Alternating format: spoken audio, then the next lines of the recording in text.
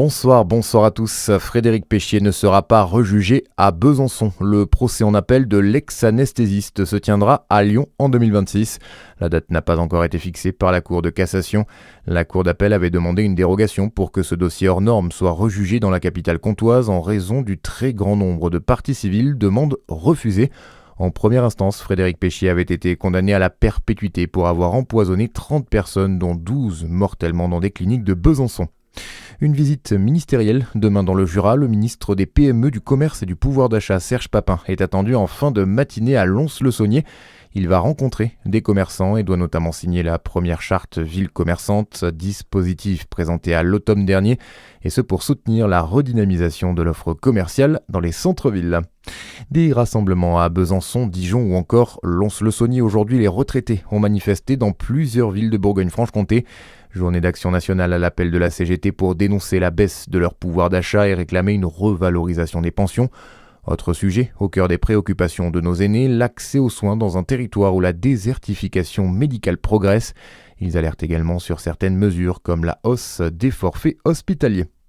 Dans le reste de l'actualité, Sébastien Lecornu envisage d'annoncer de nouvelles aides ciblées en début de semaine prochaine face à la hausse des prix à la pompe. Il n'y a pas de pénurie de carburant en France, martèle le Premier ministre en déplacement à Bordeaux. À 17h ce soir, 14% des stations-service dans le pays étaient en rupture d'au moins un des principaux carburants. Des tensions qui pourraient s'accentuer par endroits ce week-end en l'absence de livraison pendant 3 jours à cause du lundi de Pâques. Avis aux amateurs de cuisses de grenouille, c'est la saison, mais renseignez-vous bien sur ce qui trône dans vos assiettes. La Bourgogne-Franche-Comté est la seule région de France qui mange des grenouilles rousses sauvages, une espèce protégée, Clémence Lebarry. Oui, les branches régionales de la LPO et de France Nature Environnement alertent sur la baisse de population de ces grenouilles. Elles estiment qu'1 800 000 grenouilles rousses sont collectées chaque année dans la région à des fins commerciales et alimentaires. Une particularité permise par une dérogation de la préfecture alors que cette espèce est protégée.